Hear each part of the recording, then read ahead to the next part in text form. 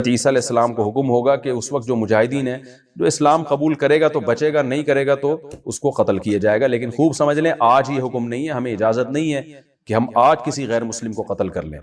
قطعاً اس کی اجازت نہیں ہے۔ تو یہ دو مسئلے میں ایک بتا دوں، ایک تو حضرت عیسیٰ کا، اور ایک مسئلہ ہے کہ عرب میں اگر کوئی غیر مسلم ہے، جب اس کے خلاف جہاد ہوگا تو کیا ہوگا۔ تو اس بارے میں امام ابو حنیفہ کا موقف یہ ہے کہ عرب کے خلاف جب لڑائی ہوگی تو اس میں بھی جزیہ نہیں ہے، یا تو اسلام ہے یا تلوار ہے۔ تو ماضی میں جو لڑائیاں عربوں کے خلاف ہوتی رہی ہیں، امام ابو حنیفہ کا موقف یہ ہے کہ ان سے جزیہ نہیں لیا جائے گا، اور دلیل اس کی یہی ہے کہ عربوں پہ حجت تمام ہو چکی ہے، قرآن ان کی زبان میں نازل ہوا ہے، وہ تو قرآن کو اچھی طرح سمجھتے ہیں، اس کے بعد ان پر حجت تمام ہو چکی ہے، لہذا ان کے لیے حکام سخت ہیں۔ جو عجمی ہیں ان کے لیے حکام نرم ہیں، اور جیسے عیسیٰ ابن مریم نازل ہوں گے نا جب، تو اسلام کے سچے ہونے کے دلائل دنیا میں اتنے واضح ہو چکے ہوں گے، سنوریہم آیاتنا فی الآفاق، قرآن کہتا ہے ہم اسلام کے برحق ہونے کے دلائل ان کو دکھاتے رہیں گے۔ تو عیسیٰ ابن مریم کے دور میں 2 اور 2 4 کی طرح اتنا واضح ہو چکا ہوگا اسلام، اور اسلام کی دعوت بھی اتنے بھرپور طریقے سے پہنچ چکی ہوگی کہ اللہ کی حجت لوگوں پہ تمام ہو جائے گی۔ پھر کوئی یہ کہے کہ میری سمجھ میں اسلام نہیں آ رہا، اس کا مطلب بہت زیادہ ہٹ دھرم اور ضدی ہی ہے، لہذا اس وقت بھی حکم سخت ہو جائے گا کہ بھئی اما الاسلام، یا تو اسلام یا پھر تلوار، تیسرا آپشن جزیے کا آپ کے پاس نہیں ہے۔ لیکن عیسیٰ ابن مریم کے آنے سے پہلے عربوں کے بارے میں تو وہی حکم ہے کہ اما الاسلام و اما السیف، لیکن اختلافی مسئلہ ہے، میں نے بتایا یہ صرف امام حنیفہ کا موقف ہے، باقی تینوں ائمہ اس کے قائل نہیں ہیں، وہ کہتے ہیں عربوں سے بھی جزیہ لیا جائے گا، لیکن امام حنیفہ کہتے ہیں عربوں پہ حجت تمام ہو چکی ہے۔ ان کے الگ الگ دلائل ہیں، اس میں جانے کا کوئی زیادہ فائدہ نہیں، اور ویسے بھی آج کل اقدامی جہاد تو ہے نہیں، تو اس ڈیٹیل میں جب عیسیٰ علیہ السلام کے دور میں اقدامی جہاد شروع ہوگا تو ویسے ہی جزیہ کے حکام ختم ہو چکے ہوں گے۔ اللہ کرے کہ اس سے پہلے مسلمانوں کے پاس اتنی طاقت آ جائے، خلافت قائم ہو جائے، ریاست قائم ہو جائے مضبوط جیسے ہوا کرتی تھی، یہ تو اب اللہ کی مرضی ہے، میرا مقصد تو صرف ابھی فقہی حکام بیان کرنا ہے۔ تو اس وقت بھی جو ہے نا حجت تمام ہو چکی ہوگی، لہذا اس وقت اسلام یا تلوار۔ تو یہاں حضرت ذوالقرنین کو اللہ نے کیا فرمایا، اما ان تعذب و اما ان تتخذ فیہم حسنا، چاہے تو آپ قتل کر دیں، چاہے تو آپ اچھا سلوک کریں۔ حضرت ذوالقرنین نے کہا جو ظلم کرے گا قتل کروں گا، پھر اللہ اس کو عذاب دے گا، واما من آمن وعمل صالحا فلہ جزاء الحسنى، جو ایمان لا کے نیک اعمال کرے گا اس کو بہت اچھا بدلہ دوں گا، اور سنقول له من امرنا یسرا، اس کے ساتھ میں اچھا معاملہ کروں گا۔ ثم اتبع سببا، وہ علاقہ فتح کر کے وہاں ذوالقرنین نے اپنا کوئی نائب بٹھا کے حکومت قائم کر کے ذوالقرنین وہاں سے نکلے، حتی اذا بلغ مطلع الشمس، پھر زمین کے مشرق کی طرف سفر کیا، یہاں تک کہ مطلع الشمس، جہاں سے سورج طلوع ہوتا ہے نا، جو انتہائی آبادی ہے، کتنا لمبا سفر ہوگا آپ اس زمانے میں دیکھیں، تو وہاں پہنچے، وجدہا تطلع علی قوم، تو سورج کو دیکھا کہ ایسی قوم پہ طلوع ہو رہا ہے، لم نجعل لہم من دونہا سترا، کہ ہم نے اس قوم اور سورج کے درمیان کوئی آڑ نہیں رکھی۔ آڑ نہ ہونے کا مطلب یہ کہ چٹیل میدان میں وہ لوگ رہتے تھے، اور ایسے دیہاتی بدو قسم کے لوگ تھے کہ گھر بنانا بھی نہیں جانتے تھے، دھوپ میں پڑے رہتے تھے، اس ٹائپ کی کوئی قوم تھی۔ کذالک، اللہ فرماتے ہیں اسی طرح معاملہ ہے، یعنی ہم جو ذوالقرنین کا واقعہ بیان کر رہے ہیں بالکل اسی طرح ہے۔ یہ بلاغت ہے قرآن کی۔ ایک اشکال ہوتا ہے نا کہ انتہائی مغرب شمس کو فتح کرنے کے بعد، انتہائی مغربی علاقوں کو فتح کرنے کے بعد، اس دور میں جب آپ کے پاس سواریاں نہیں ہوتی تھیں، ہوائی جہاز نہیں تھے، تو انتہائی مشرقی حصے میں پہنچے کیسے؟ تو اللہ فرماتے ہیں کذالک، ایسا ہی ہے جیسا ہم بیان کرنے، اللہ نے ان کو وسائل دیے تھے، پہنچ گئے وہ۔ وقد احطنا بما لدیہ خبرا، اور ہم نے احاطہ کیا ہوا تھا ذوالقرنین کے ارد گرد جو کچھ بھی تھا اس کا احاطہ کیا ہوا تھا خبر کے اعتبار سے، یعنی ہمیں پوری خبر ذوالقرنین کی معلوم ہے۔ ثم اتبع سببا، اس کے بعد پھر آپ نے راستے کو فالو کیا، حتی اذا بلغ بین السدین۔ اب یہاں قرآن بیان نہیں کر رہا کہ کس سمت میں گئے، لیکن جمہور مفسرین اسی طرف ہیں کہ اس سے مراد ہے شمال کی سمت۔ یہ مضمون چل رہا تھا کہ حضرت ذوالقرنین انتہائی مشرقی حصے کی طرف پہنچے زمین کے، وہ علاقے فتح کرنے کے بعد پھر حضرت ذوالقرنین نے زیادہ تر مفسرین کی رائے کے مطابق شمال کا رخ کیا۔ قرآن میں نہیں ہے کہ نارتھ کی طرف گئے یا ساؤتھ کی طرف گئے، لیکن کچھ چیزیں بدیہی ہوتی ہیں۔ آبادی ظاہر ہے اس وقت نارتھ ہی کی طرف زیادہ تھی، ساؤتھ کی طرف آبادی بہت بعد میں دنیا میں آئی ہے، اور اب بھی بہت کم آبادی ہے ساؤتھ کی طرف، تو غالب یہی ہے کہ نارتھ کی طرف حضرت ذوالقرنین گئے۔ قرآن کہتا ہے ثم اتبع سببا حتی اذا بلغ بین السدین، سد کہتے ہیں بند کرنا، کہتے ہیں نا سد باب، اور انسداد دہشت گردی، باب انفعال میں جائے گا تو انسداد یعنی دہشت گردی کو بند کرنا، تو سدین، 2 سد یعنی 2 آڑیں، تو پہاڑ کو آڑ سے تعبیر کیا گیا ہے، کیونکہ پہاڑ رکاوٹ بن جاتا ہے ادھر کی آبادی ادھر اور ادھر کی ادھر جانے کے لیے، تو ایک آڑ کی طرح ہوتا ہے۔ تو قرآن کہتا ہے حتی اذا بلغ بین السدین، یہاں تک کہ جب دو پہاڑوں کے درمیان میں پہنچے، وجد من دونہما قوما، تو آپ نے پایا ان دونوں کے پیچھے ایک قوم کو، یا دونوں کے ایک طرف ایک قوم کو پایا۔ لا یکادون یفقہون قولا، ایسی قوم تھی لا یکادون یفقہون قولا، کہ بات سمجھنے کی صلاحیت ہی نہیں تھی اس کے اندر۔ دیکھیں حضرت ذوالقرنین جب مشرق کی طرف گئے تو زبان تو وہاں بھی نہیں آتی ہوگی، وہ الگ زبان ہوگی۔ جب سورج کے مغرب کی طرف گئے زمین کے دوسرے کنارے کی طرف، تو ان کی زبان بھی ذوالقرنین کی زبان سے میچ نہیں کرتی ہوگی، وہاں بھی ترجمان کی ضرورت پڑی ہوگی۔ لیکن وہاں قرآن نے یہ نہیں کہا کہ وہ بات سمجھتے ہی نہیں تھے۔ لیکن جب نارتھ کی طرف گئے ہیں تو قرآن کہہ رہے ایسی قوم دیکھی پہاڑوں کے پیچھے جو کچھ سمجھنے کی اس میں گویا صلاحیت ہی نہیں تھی، لا یکادون، ان میں کھوپڑی نہیں تھی ان کی۔ اس لیے زیادہ تر مفسرین اس طرف گئے ہیں کہ یہ کوئی وحشی قوم تھی۔ کوئی وحشی قوم ہوتی ہے نا جنگلوں میں جو رہنے والے، جیسے میں نے ایک ولاگ بنایا تھا، مسائی قوم ایک جنگل میں رہتی ہے، تو جنگلی قسم کی قوم تھی۔ کوئی ہو سکتا ہے پتے وتے جسموں پہ ڈھانپتے ہوں اور بالکل درندوں کی طرح جانوروں کی طرح رہتے ہو، تو اس ٹائپ کی قوم تھی کہ اوپر کھوپڑی ان کی خالی تھی، بات سمجھنے کی صلاحیت نہیں تھی ان میں۔ قالوا یا ذا القرنین، وہ ذوالقرنین سے آ کے کہنے لگے ان یاجوج وماجوج مفسدون فی الارض، کیا ذوالقرنین آپ اللہ کے نیک بزرگ ہیں، آپ آئے ہیں اللہ اللہ سکھا رہے ہیں لوگوں کو، دین کی دعوت دے رہے ہیں، توحید کی دعوت دے رہے ہیں، تو ایک کام ہمارا کر دیں کہ ایک قوم ہے یاجوج اور ماجوج جس نے زمین میں فساد مچا کے رکھا ہوا ہے۔ اب سوال یہ پیدا ہوتا ہے کہ جب اس قوم میں کچھ سمجھنے کی صلاحیت ہی نہیں تھی تو ان کو یہ کیسے پتا چل گیا کہ یہ ذوالقرنین اللہ کے نیک بندے ہیں، اور پھر ان سے بات چیت بھی ہوئی اور ذوالقرنین نے ان کو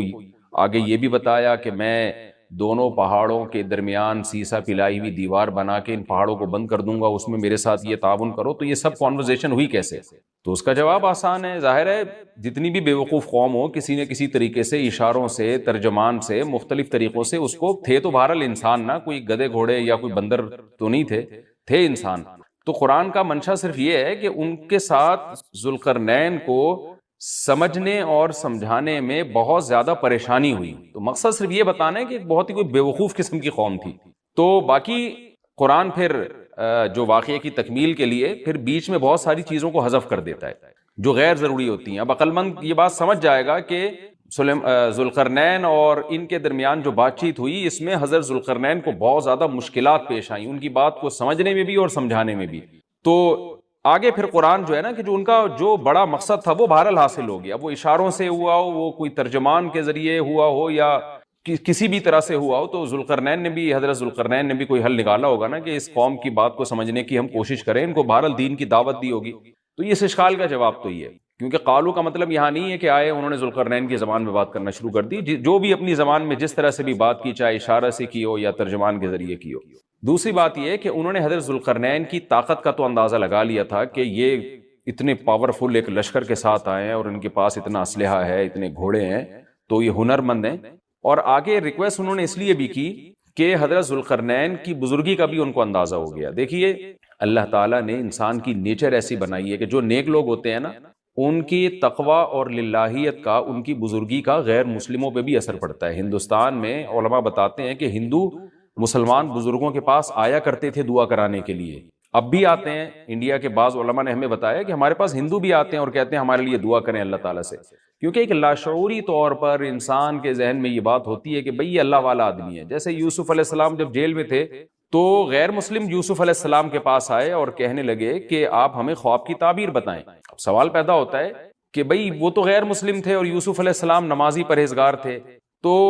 غیر مسلموں کو کیسے اندازہ ہو گیا کہ یہ خواب کی تعبیر بتائیں گے؟ اس کا جواب یہی ہے کہ لاشعوری طور پر اللہ نے دلوں میں ایک ہیبت ڈالی ہوتی ہے پرہیزگار لوگوں کی، ایک روب ڈالا ہوا ہوتا ہے اور ایک عظمت ڈالی ہوئی ہوتی ہے۔ تو یوسف علیہ السلام کے پاس آنے والے لوگوں کو یہ بات معلوم تھی کہ یہ عظیم انسان ہے اور یہ ان کو اللہ تعالیٰ وہ باتیں بتا دے گا جو ہمیں نہیں بتاتا، اللہ ان کو خواب کی تعبیر سمجھا دے گا، ہم نہیں سمجھ سکتے۔ تو یہ ایک لاشعور میں انسان کے ہوتی ہے یہ بات، اور بھی اس میں بہت ساری مثالیں ہیں، لیکن میں پھر وہ ہمارا یہ لیکچر جس کو ہم فوکس کر رہے ہیں وہ رہ جائے گا۔ تو ذوالقرنین کے ساتھ بھی یہی ہوا کہ وہ قوم جنگلی وحشی قسم کی تھی، لیکن ان کو طاقت کا بھی اندازہ ہو گیا اور بزرگی کا بھی اندازہ ہو گیا۔ پھر آ کے انہوں نے درخواست کی۔ طرز عمل سے یہ لگتا ہے کہ وہ قوم بھی مسلمان ہو گئی تھی، یعنی بغیر لڑائی کے اور بغیر کسی مناظرے بازی کے ذوالقرنین کا مذہب اس قوم نے بھی قبول کر لیا۔ تو کیا کہنے لگی حضرت ذوالقرنین سے، بھائی آپ ہمارا ایک کام کر دیں، آپ اتنے پاورفل آدمی ہیں، ان یاجوج و ماجوج مفسدون فی الارض، یاجوج ماجوج ایک قوم ہے جس نے زمین میں فساد مچا کے رکھا ہوا ہے، آئے دن قتل و غارت کرتے ہیں وہ، اور ہمارے پاس ان سے لڑنے کی طاقت نہیں ہے، فَهَلْ نَجْعَلُ لَكَ خَرْجًا، کیا ہم آپ کے لیے خرچ بنا سکتے ہیں، کچھ اجرت خرچ کہتے ہیں، خراج کا لفظ آپ نے سنا ہوگا، ٹیکس کو یا اجرت کو، تو ہم آپ کو کمیشن دیں گے اس کا، ہمارے پاس پیسہ بہت ہے، وسائل بہت ہیں، لیکن وہ ٹیکنالوجی ہمارے پاس نہیں ہے جو آپ کے پاس ہے، تو ہم دیکھ رہے ہیں آپ کو اللہ نے ایک بڑی قوت اور طاقت دی ہے، تو پیسہ ہمارے پاس بہت ہے، ہم آپ کو اس کی اجرت دیں گے، آپ نے یہ کرنا ہے کہ علا، اس بات پر ہم آپ کو اجرت دیں گے، تجعل بیننا وبینہم سدا، کہ آپ ہمارے اور ان کے درمیان ایک آڑ بنا دیں، ایک دیوار بنا دیں، کیونکہ بہت بڑی دیوار بنانی پڑے گی اور پہاڑوں کو کہ اس خلا کو ختم کرنا پڑے گا، وہ قوم آ کے ہم پہ حملے کرتی ہے اور ہمارا بہت نقصان کرتی ہے، تو آپ ایک ایسی آڑ بنا دیں جو ہمارے بس میں نہیں ہے۔ قال ما مکنی فیہ ربی خیر، ذوالقرنین نے فرمایا میرے رب نے جو مجھے ٹھکانہ دیا ہے، طاقت دی ہے،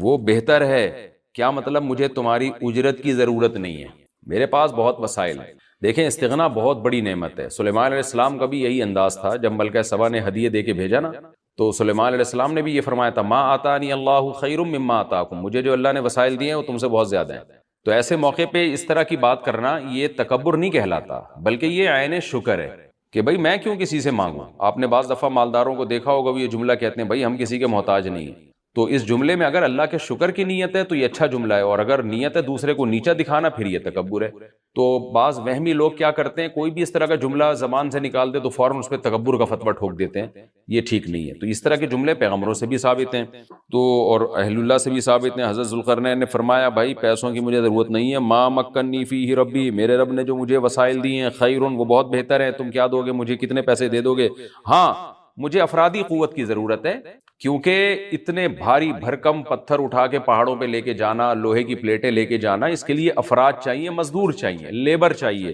فَأَعِينُونِي بِقُوَّةٍ، تم مجھے میری مدد کرو قوت کے ساتھ، قوت چاہیے مجھے، پاور چاہیے، افرادی قوت چاہیے، یہاں قوت سے مراد ہے وسائل چاہیے،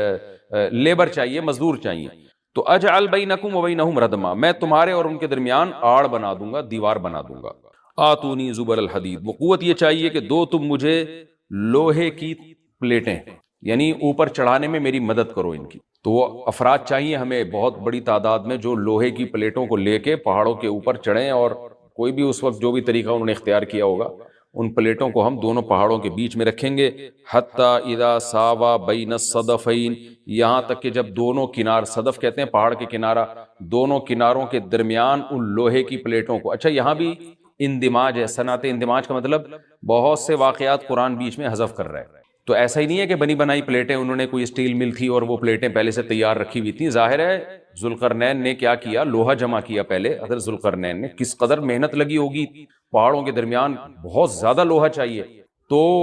کہاں کہاں سے پتہ نہیں کتنے مہینے کا یہ پروسیس ہوگا، کتنے سال اس پروجیکٹ میں لگے ہوں گے، کہاں کہاں سے لوہا جمع کیا ہوگا، ہو سکتا ہے زمین میں کھدائی کا کام شروع کیا ہو پہلے، کہ زمین سے لوہا نکالیں ہم، پھر اس لوہے کو گرم کر کے اس کو بھٹیوں میں گرم کر کے کیسے پلیٹوں کی شکل میں تبدیل کیا ہوگا، تو یہ کوئی آسان کام نہیں ہے، لیکن قرآن نے اس پورے واقعے کو حذف کر دیا اور مختصراً بیان کیا۔ آتونی زبر الحدید، جو لوہے کی پلیٹیں ہم نے تیار کی ہیں وہ لا کے دو، حتی اذا ساوا بین الصدفین، جب ان پلیٹوں کو دونوں پہاڑوں کے بیچ میں ایسے ایسے نصب کرنا شروع کر دیا، ایک پلیٹ آئے، پھر دوسری پلیٹ، پھر تیسری پلیٹ، یعنی اگر ایسے کر کے پلیٹ لگاتے تو یہ تو پلیٹ تو بہت ہلکی ہوتی، یاجوج ماجوج اس میں سوراخ کر دیتے یا کچھ بھی اس کو توڑ دیتے یا جلا دیتے، پگھلا دیتے بھٹی کے ذریعے، کچھ بھی کر سکتے تھے، تو پلیٹوں کو ایسے کر کے رکھا گیا کہ چوڑائی میں جو ہے وہ دیوار بنے۔ قال انفخوا، تو ذوالقرنین نے کہا اب ان میں آگ بھڑکاؤ، انفخوا کا مطلب پھونک مارنا ہے، لیکن یہاں پھونک سے بھٹی کی جو گرم کرنے کے لیے جو ہوا ڈالی جاتی ہے نا، جو جیسے آپ نے دیکھا ہوگا نا پرانے زمانے میں خواتین جو تھیں، وہ بوڑھی مائیں کیا کرتی تھیں، دادیاں، وہ ایک پائپ لے کے نا کوئلوں میں پھونک مارتی تھیں، اس سے کیا ہوتا ہے وہ ٹیمپریچر بڑھتا ہے۔ آج بھی میں نے گاؤں دیہاتوں میں دیکھا ہے بھٹیوں میں کہ وہ ہوا کا پریشر بنانے کے لیے انہوں نے کچھ دیسی قسم کی مشینیں لگائی ہوئی ہوتی ہیں۔ ایک صاحب کو میں نے دیکھا وہ سائیکل کا پہیے پہ پتہ نہیں کون سی مشین لگائی ہوئی ہے، اس سائیکل گھمائے جا رہے ہیں، ادھر سے ہوا نکل رہی ہے اور وہ لوہا پگھلنا شروع ہو گیا. تو بھٹی میں جو پہلے زمانے میں ٹیمپریچر بڑھایا جاتا تھا وہ ہوا کا پریشر بڑھا کے ہی بڑھایا جاتا تھا, یا ہو سکتا ہے کوئی گیس ہو جس کا پریشر بڑھانے کو انفخو سے تعبیر کیا جا رہا ہے. حتیٰ اذا جعلہ نارا, یہاں تک کہ جب ان پلیٹوں کو بہت زیادہ گرم کر دیا اور آگ کی طرح, وہ پلیٹیں بیچ میں نصب کر کے نا آگ کی طرح پگھلنے لگی, پانی کی طرح وہ پگھلنے لگی. تو قال آتونی افرغ علیہ قطرہ, جب وہ گرم ہو گئی نا بہت زیادہ, تو پہلے سے تانبا پگھلا کے رکھا ہوا تھا. یہاں بھی وہی تفصیل ہے کہ حضرت ذوالقرنین نے جو اتنا زیادہ تانبا پگھلا کے پہلے سے بالکل وہ پانی کی طرح تانبا پگھلایا ہوا تھا. میں نے دیکھا ہے جو کاپر ہے پگھلتا ہوا بھٹیوں میں, مجھے تو ایسی چیزیں دیکھنے کا بڑا شوق ہے. تو وہ اتنا زیادہ اس کا ٹیمپریچر ہوتا ہے نا کہ ایسا لگتا ہے جیسے جہنم کی آگ ہے. اللہ ہم سب کو محفوظ رکھے. تو میں کبھی کبھار جب یہ آیت پڑھتا ہوں تو میں سوچتا ہوں کہ کتنا بڑی مقدار میں حضرت ذوالقرنین نے کہاں سے تانبا جمع کیا ہوگا, پھر اس کو کیسے اس زمانے میں, جو صدیوں پرانی بات ہے, جب ٹیکنالوجی نے اتنی ترقی نہیں کی تھی, اس کا تو اشیر اشیر بھی نہیں تھا, لیکن کیسے اس کو پگھلایا ہوگا انہوں نے حضرت ذوالقرنین نے. تو کسی دیگڑے میں جناب اتنا زیادہ, پھر دیگ کہاں سے لائے ہوں گے, وہ دیگ تو خود پگھل جائے گی. اس کے لیے مخصوص قسم کی ایک کوئی میٹل ہوتا ہے کہ اس کا ٹیمپریچر اور تانبے کا ٹیمپریچر میں فرق ہوتا ہے, کہ تانبا جس ٹیمپریچر پہ پگھلے گا تو اس دھات کو, تانبے کو جس دیگ میں ڈالا جائے وہ اس ٹیمپریچر پہ نہ پگھلتا ہو, یا کوئی پتھر کی دیگ ہوگی جو بھی ہوگا, لیکن بہرحال یہ ساری چیزیں محیر العقول ہیں. تو حضرت ذوالقرنین نے پہلے سے بہت بڑی مقدار میں تانبے کو پگھلا کے رکھا ہوا تھا. اب انہوں نے کہا کہ آتونی افرغ علیہ قطرہ, قطر کہتے ہیں تانبے کو. اب یہ جو ہے دو مجھے میں اب ان پلیٹوں کے اوپر جو گرمی سے جو پگھل رہی ہیں نا, ان کے اوپر تانبا ڈال دوں گا. یعنی تانبا ڈالنے کا مقصد کیا تھا کہ دونوں پلیٹوں کے درمیان جو خلا ہے وہ پر ہو جائے, اور پلیٹوں کو پگھلانے کا مقصد یہ تھا کہ پلیٹیں اور تانبا آپس میں مکس ہو جائیں, ایک یکجان ہو جائیں وہ. کیونکہ جب ایک چیز گرم کر کے دوسری گرم چیز کے ساتھ ملائی جاتی ہے نا, تو وہ اس کے اجزاء ایک دوسرے میں داخل ہو جاتے ہیں اور وہ بالکل یکجان ہو جاتا ہے. تو آتونی افرغ علیہ قطرہ, دو مجھے یہ تانبا, میں اس کے اوپر انڈیل دوں گا. تو وہ دیگیں تانبے کی پگھلا کے پہاڑوں پہ چڑھایا گیا ان دیگوں کو, اور پھر وہ لوہے کی پلیٹوں کے بیچ میں جو خلا تھا نا, ان خلا میں وہ تانبے کا جو پگھلا ہوا تانبا تھا پانی کی شکل میں, اس پگھلے ہوئے تانبے کو ڈال دیا گیا. تو وہ یکجان ہو کر ایک بہت مضبوط آہنی دیوار بن گئی. فَمَسْطَاعُوا أَن يَظْهَرُوهُ, اب یاجوج ماجوج میں اس کی استطاعت نہیں رہی کہ اس پہ چڑھ سکیں. وَمَسْتَطَاعُوا لَهُ نَقْبًا, اور اس دیوار میں نقب کی استطاعت بھی نہیں رہی. کتنا لمبا سوراخ کریں گے اس کو کھود کے, یہ بھی ان کے لیے ممکن نہیں رہا. جب اتنا زبردست پروجیکٹ چند مہینوں میں یا چند سالوں میں مکمل ہوا, یا چند دنوں میں, اس کی حقیقت اللہ ہی جانتا ہے, لیکن یہ بہت بڑا پروجیکٹ تھا, بہت ایک شاندار کام تھا, جو شاید اس زمانے میں بہت مشکل ہو. تو اس زمانے میں آپ سوچیں کہ کتنا مشکل ہوگا, لیکن ذوالقرنین نے جب اس پروجیکٹ کو مکمل کیا, قال ھذا رحمت من ربی, وہی بات, تکبر نہیں کیا کہ میرا کمال ہے, دیکھا,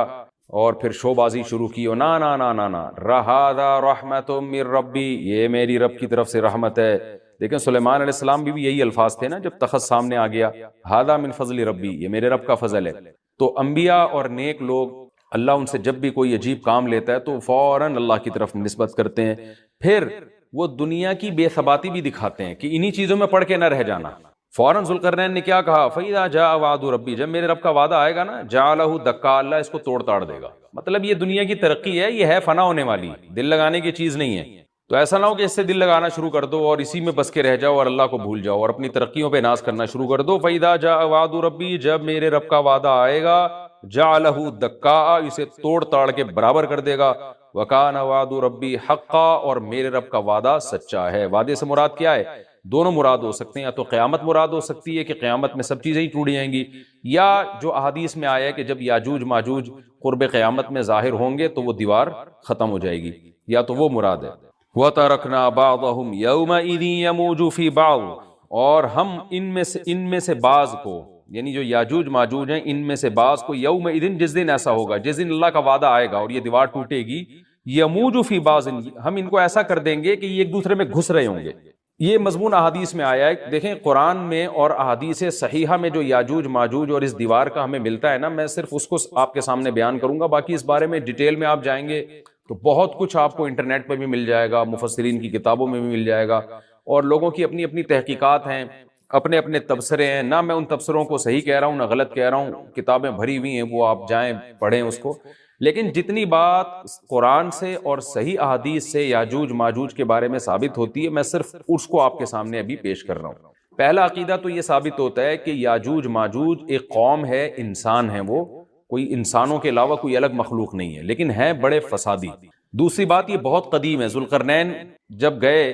تو اس سے پہلے کی یہ قوم ہے اور زمین میں پہلے سے فساد مچا رہی ہے، لیکن بہت زیادہ ان کی کثرت نہیں تھی جتنی کثرت قرب قیامت میں ہوگی، کیونکہ نسل ان کی بہت تیزی کے ساتھ بڑھ رہی ہے۔ تیسری بات یہ ہے کہ اللہ نے ان کو دنیا کے کسی حصے میں رکھ کے چھپا دیا ہے۔ چھپایا اس لیے ہے کہ ان کے ظاہر ہونے کا ایک ٹائم ہے، اور وہ ہے حضرت عیسیٰ علیہ السلام کا دور۔ حضرت عیسیٰ ابن مریم کے دور میں یاجوج ماجوج ظاہر ہوں گے، تو اسی کو آپ چوتھا پوائنٹ بھی کہہ سکتے ہیں۔ تیسرا پوائنٹ کیا ہو گیا کہ ان کو چھپا دیا گیا ہے، لہذا یہ جو لوگ کہتے ہیں نا یاجوج ماجوج دریافت ہو گئے فلاں جگہ ہے فلاں جگہ ہے، تو بھائی ہمیں جب ایک چیز چھپا دی گئی ہے اور ایک ٹائم بتا دیا گیا ہے کہ اس ٹائم پہ ظاہر ہوں گے، تو اس سے پہلے وہ دریافت ہو ہی نہیں سکتے۔ پہلے دریافت ہو گئے تو اس کا مطلب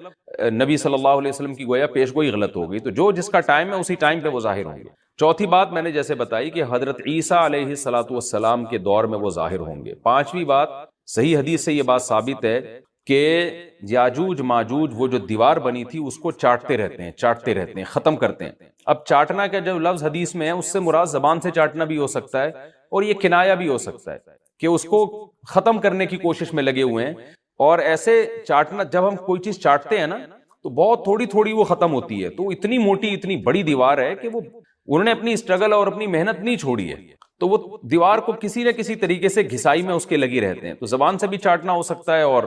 کسی اور طریقے سے اس کو ختم کرنے کی کوشش بھی مراد ہو سکتی ہے۔ اور حدیث میں آتا ہے کہ ایک دن آئے گا وہ جب ختم ہونے والی ہوتی ہے نا تو وہ کہتے ہیں کہ ہم کل اس کو دوبارہ شروع کریں گے اور کل ہم اس کو ختم کر دیں گے، لیکن وہ اللہ تعالیٰ اپنی قدرت سے دوبارہ اس دیوار کو اتنا ہی موٹا کر دیتے ہیں جتنا ذوالقرنین نے کیا تھا۔ تو قرب قیامت میں جب حضرت عیسیٰ علیہ السلام کا ظہور ہوگا تو وہ یہ کہیں گے ہم انشاءاللہ اس کو کل ختم کریں گے۔ تو انشاءاللہ کا لفظ جب استعمال کریں گے، کیونکہ وہ قوم ہے کافر، وہ اللہ پہ اعتماد کرنا، اللہ پہ توکل کرنا یہ چیز نہیں ہے۔ جیسے کافر تو نہیں کہے گا نا اللہ نے چاہا تو وہ اللہ پہ یقین نہیں رکھتے، تو وہ جب اللہ کا نام لیں گے اور کہیں گے کہ اللہ نے چاہا تو ہم اس کو کل ختم کر دیں گے، تو پھر اسلام کی وجہ سے وہ دیوار ختم ہو جائے گی۔ اس کی مثال ایسے جیسے حدیث میں آتا ہے پچھلی قوموں میں ایک نوجوان تھا جو جادوگر کے پاس بھی جاتا تھا اور راہب کے پاس بھی جاتا تھا، جس کا سورہ بروج میں تذکرہ ہے والسماء ذات البروج میں۔ تو جب وہ نوجوان پکڑا گیا، وہ مسلمان ہو گیا تھا، بادشاہ نے اس کو بھیجا تھا جادوگر کے پاس کہ جادو سیکھے، لیکن وہ راہب کے پاس جاتا، عیسائیت سیکھی اس نے اور نیک مسلمان بن گیا۔ تو بادشاہ نے اس کو قتل کرنے کی حتی الامکان کوشش کی، مگر وہ قتل نہیں ہو پا رہا تھا۔ بادشاہ اس نے اس کو پہاڑ پہ بھیجا اپنے سپاہیوں کو لے کے کہ پہاڑ سے لے جا کے اس کو گرا دو، لیکن اللہ نے مدد کی کہ وہ سپاہی گر گئے، یہ بچ گیا۔ بادشاہ نے حکم دیا اس کو سمندر میں لے جا کے غرق کر دو، وہ سارے سپاہی غرق ہو گئے، یہ بچ گیا۔ تو کسی بھی طرح سے اس کی قتل کی کوششیں کامیاب نہیں ہو رہی تھی، تو اس نے بادشاہ سے کہا کہ تو اگر مجھے قتل کرنا چاہتا ہے نا تو چوک پہ کھڑا کر کے تیر مجھے مار اور کہے کہ بسم اللہ ورب ھذا الغلام، اس نوجوان کے رب کے نام سے میں اس کو قتل کرتا ہوں۔ تو اللہ کا نام لے کے مجھے مارے گا تو میں قتل ہو جاؤں گا۔ نوجوان یہ قربانی اس لیے دے رہا تھا کہ بادشاہ جب پوری پبلک کے سامنے اللہ کا نام لے گا تو لوگوں کو یقین آ جائے گا کہ بھئی اللہ کا نام لینے سے تو کام ہو گیا، اور اللہ کا نام لیے بغیر کام نہیں ہو رہا تھا۔ تو جو بادشاہ اللہ کو مانتا نہیں تھا آج اس کو بھی اللہ کا نام لینا پڑا ہے۔ تو نوجوان نے یہ قربانی اس لیے دی کہ بادشاہ جب اللہ کا نام لے گا لوگوں کو اللہ کی ذات پہ یقین آئے گا اور لوگ مسلمان ہو جائیں گے، عیسائیت کو قبول کر لیں گے۔ تو اس نوجوان نے یہ قربانی دی اور بادشاہ نے اللہ کا نام لے کے جب تیر مارا تو وہ نوجوان شہید ہو گیا، اور لیکن پورا ملک مسلمان ہو گیا، عیسائیت قبول کر لی۔ اور سورہ بروج میں پھر اللہ نے ان کا تبصرہ کیا، ان کا واقعہ بیان کیا ان کے بارے میں کہ کیسے بادشاہ نے خندقیں کھود کھود کے پوری قوم کو جو ہے وہ جو دین سے پیچھے نہیں ہٹے ان کو کس طرح سے آگ میں پھینک دیا ان سب کو۔ تو اس سے پتہ چلتا ہے کہ کافر بھی بعض دفعہ جب اللہ کا نام لیتا ہے نا تو اس کو دنیاوی فائدہ ہو جاتا ہے۔ تو یاجوج ماجوج بھی تنگ آ کر پھر اللہ کا نام لیں گے اور کہیں گے اللہ نے چاہا تو ہم اس دیوار کو کل ختم کر دیں گے، اور بالآخر وہ دیوار ختم ہو جائے گی۔ پھر قرآن کے الفاظ ہیں آگے کہ جب یہ دیوار ختم ہوگی وَتَرَكْنَا بَعْضَهُمْ يَوْمَئِذٍ۔ اچھا ہاں، میں بتا رہا تھا کہ حدیث سے کیا پوائنٹ پتہ چلتے ہیں، تو یہ 5 پوائنٹ ہو گئے۔ چھٹا پوائنٹ یہ کہ حضرت عیسیٰ ہی کے دور میں یہ کسی وبا کے ذریعے ہلاک ہو جائیں گے۔ حضرت عیسیٰ علیہ السلام اتنے زیادہ ہوں گے کہ ان سے لڑنا ممکن نہیں ہوگا، جیسے کہ قرآن میں بھی آ رہا ہے وَتَرَكْنَا بَعْضَهُمْ يَوْمَئِذٍ يَمُوجُ فِي بَعْضٍ، ہم ان میں سے بعض کو بعض کے اندر گھسا دیں گے، اتنی کثرت سے ایک دوسرے میں، نہیں اب آبادی کی کثرت بہت ہوگی، ان کی گھسے ہوئے ہوں گے ایک دوسرے میں، یہ جیسے چیونٹی اور مکوڑے ہوتے ہیں، تو ان سے لڑنا ممکن نہیں ہوگا۔ تو حضرت عیسیٰ علیہ الصلوۃ والسلام لوگوں کو لے کے کوہ طور پہ چلے جائیں گے، اور باقی مسلمان وہ اپنے اپنے گھروں کے اندر بند ہو جائیں گے، اور پھر اللہ کی طرف سے ایک وبا آئے گی، اور اس وبا میں یہ سارے کے سارے ہلاک ہو جائیں گے، اور پھر جب ہلاک ہو جائیں گے تو اتنی زیادہ ان کی لاشیں زمین پہ ہوں گی، اتنی زیادہ کہ انسانی آبادی ان کی لاشوں سے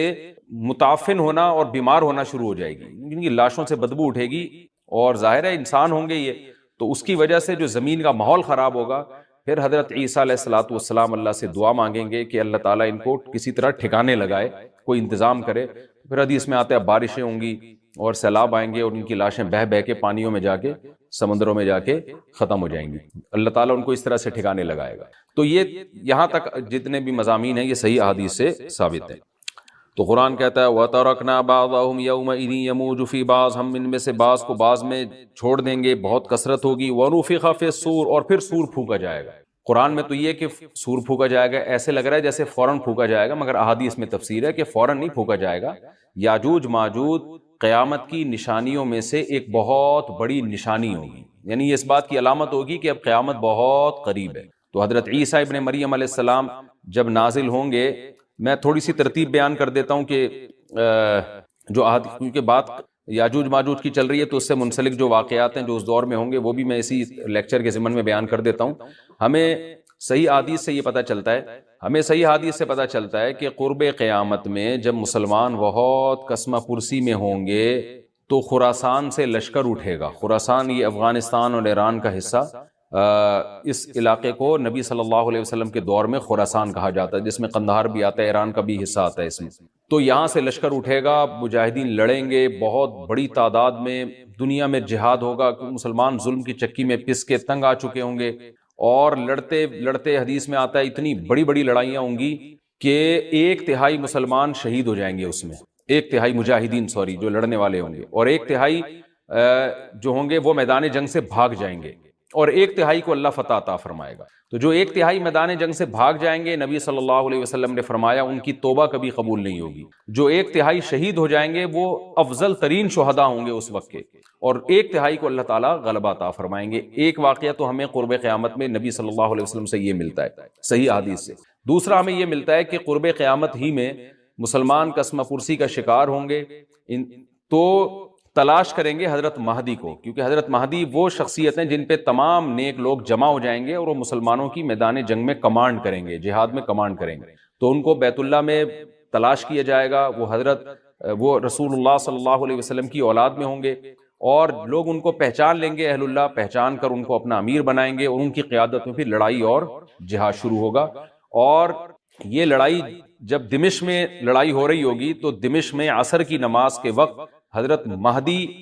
میں نے جو یہ کہا کہ دمشق میں لڑائی ہو رہی ہوگی، مقصد یہ نہیں ہے کہ دمشق کوئی میدان جنگ بنا ہوا ہوگا، مقصد یہ ہے کہ وہ مجاہدین کا لشکر دمشق میں ہوگا عصر کی نماز کے وقت، لڑائی چاہے کسی اور میدان میں ہو رہی ہو، لیکن حدیث میں ہمیں دمشق کا تذکرہ ملتا ہے۔ تو دمشق میں حضرت شام کا تذکرہ ملتا ہے، اور جو قرائن ہمیں ملتے ہیں وہ دمشق کی ایک خاص مسجد ہے، وہ مسجد حضرت مفتی تقی عثمانی صاحب اور مفتی رفیع عثمانی صاحب نے اس کو ہائی لائٹ بھی کیا، لیکن وہ یقینی نہیں ہے، یہ خوب سمجھے، انہوں نے اس کا بھی تبصرہ کیا ہے کہ اس کے بارے میں کوئی یقین نہیں ہے۔ تو حضرت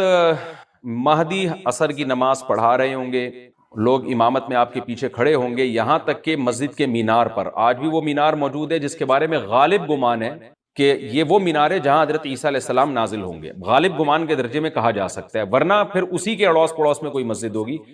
میرا اگر شام جانا ہوا تو انشاءاللہ میں ارادہ ہے کہ میں ولاگ میں اس مسجد کا بھی تذکرہ کروں گا، اس جگہ کا بھی تذکرہ کروں گا، لیکن میں پہلے یہ بات بتا دوں کہ وہ 100% یقینی نہیں ہے، ایسا نہ ہو کہ اس مسجد کے مینار پہ چڑھ کے لوگ جو ہے وہ اس کے کوئی مینار کو ہی چاٹنا شروع کر دیں تبرک کے طور پہ۔ تو عصر کی نماز کا ٹائم ہوگا، حضرت عیسیٰ ابن مریم علیہ الصلوۃ والسلام فرشتوں کے کندھوں پہ ہاتھ رکھ کے نیچے اتریں گے نماز کے ٹائم پہ، یعنی آسمان سے مینار تک آئیں گے، اور پھر مینار سے آپ کے لیے سیڑھیاں لگائی جائیں گی، سیڑھیوں کے ذریعے مینار سے نیچے اتریں گے، اور لوگ ان کو پہچان لیں گے۔ حضرت مہدی ان کو امامت کے لیے آگے کریں گے کہ آپ اللہ کے ایک پیغمبر ہیں، آپ نماز پڑھائیے۔ حضرت عیسیٰ علیہ السلام انہی کو آگے رکھیں گے. اور اس طرح کا مفہوم ہے حدیث میں کہ اللہ نے اس کام کے لیے آپ کو ہی منتخب کیا. کیا مطلب یہ امامت اس امت کا حق ہے؟ تو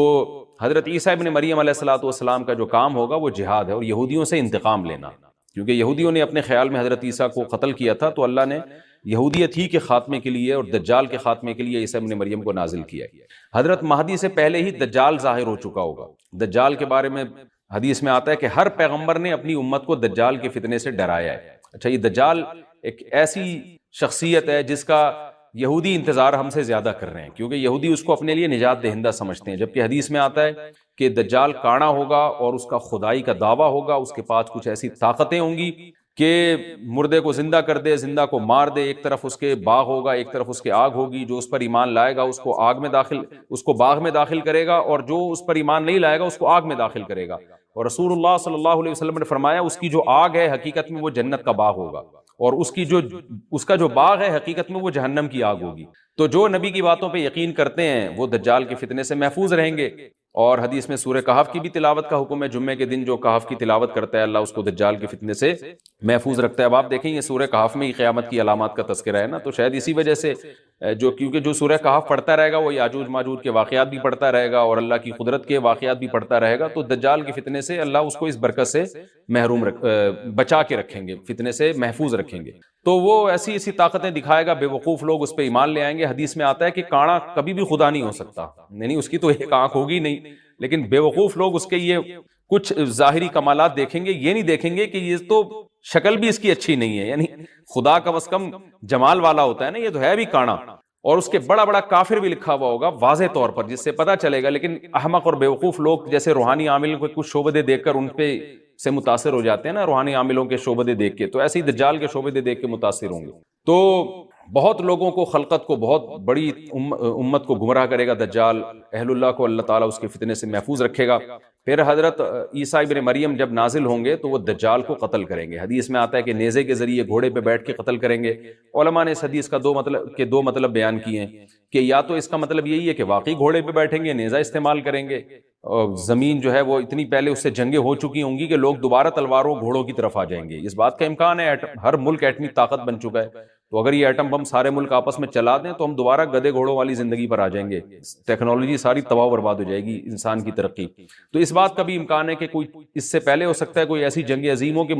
انسانیت دوبارہ پہاڑوں پتھروں کے دور میں آ جائے. لیکن ظاہر یہ معلوم ہوتا ہے کہ رسول اللہ صلی اللہ علیہ وسلم نے جو کلام کیا ہے، ظاہر ہے اس دور کے لحاظ سے جو لوگوں کے جہاں تک جو لوگوں کی مینٹل اپروچ ہے وہاں تک، تو نبی صلی اللہ علیہ وسلم میزائل یا اور ٹینکوں کا تذکرہ کرتے تو کیا سمجھ میں آتا؟ تو گھوڑے سے مراد ہے جو اس زمانے کا گھوڑا ہوگا، اور نیزے سے مراد ہے اس زمانے کا جو اسلحہ ہوگا، کیونکہ نیزہ نبی کے دور کا ایک مناسب اسلحہ تھا اور گھوڑا نبی کے دور کی میدان جنگ کی ایک مناسب سواری تھی. تو اس سے یہ بھی پتہ چلتا ہے کہ ہو سکتا ہے عیسیٰ ابن مریم نیزے کے بجائے کلاشنکوف کا استعمال کر لیں. تو یعنی وہ نیزہ جو ہے وہ اس کلاشنکوف کی یا جو بھی اسلحہ اس وقت حضرت عیسیٰ ابن مریم استعمال کریں گے اس کی ایک تعبیر ہے. تو اس کا بھی پورا امکان ہے. تو ہمیں بہرحال اتنا ایمان ہمارے لیے ضروری ہے کہ دجال کو قتل کرنے والی جو ذات ہے،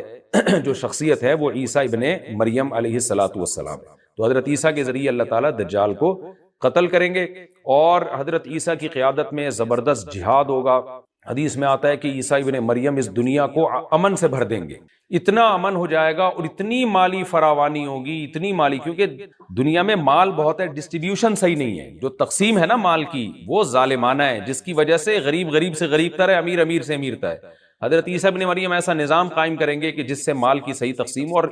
لوگ اٹھیں گے زکوٰۃ کا مستحق تلاش کریں گے اور لوگوں کو زکوٰۃ کا مستحق نظر نہیں آئے گا. غریب تلاش کرنا مشکل ہو جائے گا. یعنی ایک آدمی، حدیث کے مفہوم ہے کہ زکوٰۃ لے کے گھومتا رہے گا اور اس کو کوئی غریب نہیں ملے گا. اتنی مالی فراوانی ہو جائے گی. پھر ترمذی کی روایت میں آتا ہے کہ اللہ کی طرف سے برکتیں ایسی نازل ہوں گی کہ بڑے بڑے انار پیدا ہوں گے، بڑے بڑے انگور پیدا ہوں گے، زمین اپنی برکتیں کھول دے گی. اور حضرت عیسیٰ علیہ السلام خنزیر کو بھی دنیا سے ختم کر دیں گے. خنزیر کی نسل کو ختم کر دیا جائے گا. وَيَضَعُ الْجِزْيَةَ، اور جزیہ کا نظام ختم. اما الاسلام و اما السیف، یا تو تلوار یا اسلام، اس کے علاوہ نہیں. تو نبی صلی اللہ علیہ وسلم کو اللہ نے جس مقصد کے لیے دنیا میں بھیجا تھا، اس مقصد کی جو تکمیل ہے وہ عیسیٰ ابن مریم کے ذریعے. باقی اس میں حکمتیں کیا ہیں اس پر میرے الگ سے بیانات موجود ہیں کہ اللہ نے حضرت عیسیٰ ابن مریم کا انتخاب کیوں کیا اس کام کی تکمیل کے لیے. اسی امت میں کوئی کیوں منتخب نہیں کر لیا، یا یہ کہ پیغمبر صلی اللہ علیہ وسلم ہی کے ذریعے پوری دنیا میں اسلام کو غالب کر دیا جاتا؟ اس میں کیا حکمتیں ہیں؟ اس پر میرے الگ سے بیانات موجود ہیں. ابھی تو میں کوشش کرتا ہوں کہ تفسیر سے میں جو ٹو دا پوائنٹ بات ہے اس سے یہاں اس لیکچر میں نہ ہٹوں. تو اسی وقت حضرت عیسیٰ ابن مریم اس کو یاجوج ماجوج کو قتل کریں گے اور دنیا انصاف سے بھر جائے گی. اور اللہ تعالیٰ نے جو پیغمبروں کو دنیا میں بھیجا تھا اس کا مقصد کیفیت اور کمیت دونوں لحاظ سے حاصل ہو جائے گا. اس کے بعد پھر آہستہ آہستہ دنیا میں زوال شروع ہوگا، اور پھر جب پوری دنیا کے لوگ زوال کا شکار ہوتے ہوتے کفر کی طرف جائیں گے، گناہوں کی طرف. اور حدیث میں آتا ہے جب تک ایک شخص بھی اللہ کا نام لینے والا ہوگا اس دنیا پر قیامت نہیں آئے گی. یہاں تک کہ آخری شخص جب دنیا سے اٹھے گا جو اللہ کا نام لیا کرتا تھا، تو اس کے بعد اللہ تعالیٰ سور پھونکیں گے، جبریل کو حکم دیں گے سور پھونکنے کا، اور اس دنیا کو تباہ و برباد کر دیا جائے گا. تو آگے قرآن کہتا ہے وَنُفِخَ فِي الصُّورِ، اور پھر سور میں پھونکا جائے گا. فَجَمَعْنَاهُمْ جَمْعًا، پھر ہم ان تمام انسانوں کو جمع کر دیں گے. وَعَرَضْنَا جَهَنَّمَ يَوْمَئِذٍ لِّلْكَافِرِينَ عَرْضًا، اور قیامت کے دن ہم جہنم کو یومئذ، جس دن ایسا ہوگا یعنی جس دن سور پھونکا جائے گا، یہ دوسرا سور مراد ہے، للکافرین عرضا، کافروں کے سامنے پیش کر دیں گے. الذین کانت اعینہم فی غطاء عن ذکری، یہ وہ لوگ ہیں جن کی آنکھیں میری یاد سے پردے میں پڑی ہوئی تھیں، یعنی میری یاد کی چیزیں ان کو نظر ہی نہیں آتی تھیں، غفلت میں پڑی ہوئی تھی جن کی آنکھیں. وَكَانُوا لَا يَسْتَطِيعُونَ سَمْعًا، اور یہ سننے کی صلاحیت بھی نہیں رکھتے تھے، نہ حق بات سنتے تھے نہ حق دیکھتے تھے، بس اپنے خواہشات کی جو چیزیں ہیں وہ ان کو اچھی لگتی تھیں اور وہی ان کو سمجھ میں آتی تھیں. تو یہ ہمارا رکوع الحمدللہ کمپلیٹ ہو گیا. اس رکوع میں ہمیں بہت سارے اسباق ملتے ہیں، میں نمبر وار اس کو مختصراً بیان کر دیتا ہوں. پہلی بات تو یہ کہ دیکھیں اللہ تعالیٰ نے کیسے کیسے بادشاہ دنیا میں بھیجے ہیں اور کتنے پاورفل بادشاہ. حضرت ذوالقرنین کا نام ہی قرن والا، دو کناروں والا، زمین کے بہت بڑے حصے کو حضرت ذوالقرنین نے فتح کیا. اور اللہ کے نیک بندے کیسے اللہ کے راستے میں لڑتے رہے ہیں. تو یہ جو لوگ بیٹھ جاتے ہیں نا بس عبادت کرو اور لڑائی وڑائی اسلام میں ہے ہی نہیں، یہ دنیا میں کوئی بھی عقل مند اس نظریے کا حامی نہیں ہوگا. تو طاقت اور قوت کی اسلام میں بہت زیادہ اہمیت ہے. اس سے ہمیں یہ بھی پتہ چلتا ہے کہ اپنے ملک کی، خاص طور پر اسلامی ملک کی جو فوجی قوتیں ہیں، جو فوجی طاقتیں ہیں، ان کی ہمیں قدر کرنی چاہیے. کیونکہ اگر کوئی بھی ملک عسکری لحاظ سے کمزور ہو جائے، کیونکہ اللہ تعالیٰ تو جو عسکری لحاظ سے طاقتور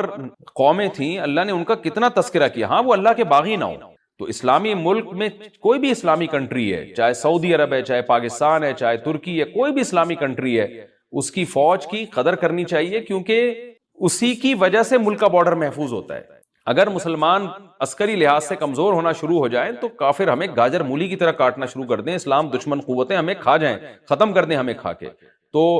نیک قوتوں کو اپنی بقا کے لیے ہمیشہ سے ایک اسلحے کی اور طاقت کی ضرورت رہتی ہے. اس کی اہمیت اسلام میں بہت زیادہ ہے. موسیٰ علیہ الصلوۃ والسلام کے بعد کتنے بڑے بڑے جنگی کمانڈر پیدا ہوئے. ذوالقرنین کا اللہ نے کیسا تذکرہ کیا. ذوالقرنین کی عبادت کا کہیں بھی تذکرہ نہیں، حالانکہ وہ بڑے عبادت گزار بھی تھے. داؤد علیہ السلام کی عبادت کا تذکرہ بھی ہے، ان کی تلوار اور طاقت کا تذکرہ بھی ہے. تو اللہ تعالیٰ جہاں عبادت کا تذکرہ کرتے ہیں تو طاقت اور قوت کا بھی تذکرہ کرتے ہیں. اس سے عسکری لحاظ سے اپنے آپ کو مضبوط کرنے کی اہمیت کا ہمیں پتہ چلتا ہے کہ اسلام میں اس کی بڑی اہمیت ہے. کسی بھی اسلامی ملک کی فوج کا مورال کسی بھی لحاظ سے ڈاؤن نہیں ہونا چاہیے، اور عسکری لحاظ سے وہ کسی بھی لحاظ سے کمزور نہیں ہونی چاہیے. اور اس کو چاہیے کہ اعدوا لهم ما استطعتم من قوہ پر عمل کرے، کہ قرآن کہہ رہا ہے روز بروز اپنی طاقت اور قوت میں اضافہ کرنے کی کوشش کرو. اس سے مسلم قوم کو کبھی بھی غافل نہیں ہونا چاہیے، اور کوئی بھی ایسا کام جس سے مسلمان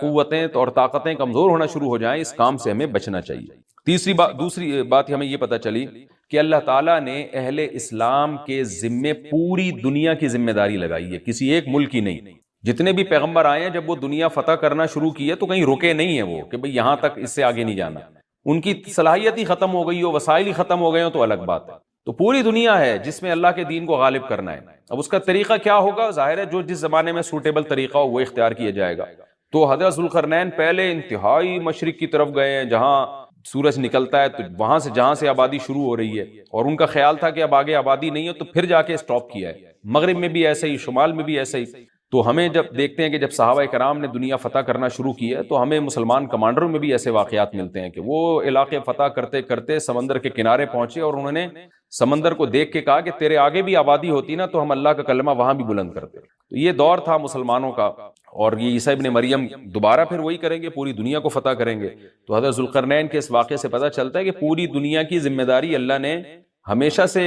اہل اللہ پہ لگائی ہے، اور وہ پوری دنیا میں اللہ کے دین کو غالب کرنے کی کوشش میں ہمیشہ سے لگے رہے ہیں۔ تیسری بات ہمیں پتہ چلتی ہے کہ اسباب اور وسائل کی اہمیت۔ حضرت ذوالقرنین نے جب اتنا پہاڑوں کے بیچ میں اتنا یعنی لوہے کی پلیٹیں لگا کے تانبا پگھلا کے آہنی دیوار بنائی ہے تو خوش ہوئے ہیں، ھذا رحمت من ربی، یہ میرے رب کی رحمت ہے، تبھی تو اللہ کا شکر ادا کیا نا، خوشی پہ شکر ادا کیا جاتا ہے۔ تو اس سے یہ بھی پتہ چلتا ہے کہ سائنس اور ٹیکنالوجی، دیکھیں یہ کام ٹیکنالوجی کے بغیر ممکن نہیں تھا، تبھی تو اس قوم نے کہا نا ذوالقرنین سے کہ ہم پیسے آپ کو دیں گے، لیکن ہمارے پاس وہ وسائل نہیں ہیں، وہ ٹیکنالوجی نہیں ہے ہمارے پاس۔ اور بظاہر ایسا لگتا ہے کہ ان کے پاس لوہا بھی تھا، تانبا بھی تھا، کیونکہ حضرت ذوالقرنین اب یہ تو نہیں ہے نا کہ زمین کے مشرق کی طرف دوبارہ لوہا جمع کرنے گئے ہوں، تو وہیں سے جو کچھ ہوگا نکالا ہوگا۔ تو وسائل اس قوم کے پاس تھے، ٹیکنالوجی نہیں تھی کہ اس لوہے کو اور اس تانبے کو پگھلا کے دونوں پہاڑوں کے بیچ میں پلیٹیں کیسے بنانی ہیں اور ان کو کیسے ان کے بیچ میں تانبا کر کے کہانی دیوار بنائی ہے، یہ ٹیکنالوجی ان کے پاس نہیں تھی۔ تو اس سے ہمیں ٹیکنالوجی کی ویلیو کا بھی پتہ چلتا ہے۔ آج مسلمان اس میں بھی بہت پیچھے چلے جا رہے ہیں اور اس کو مذہب سمجھنا شروع کر دیا ہے، یہ بات بھی غلط ہے۔ حضرت ذوالقرنین نے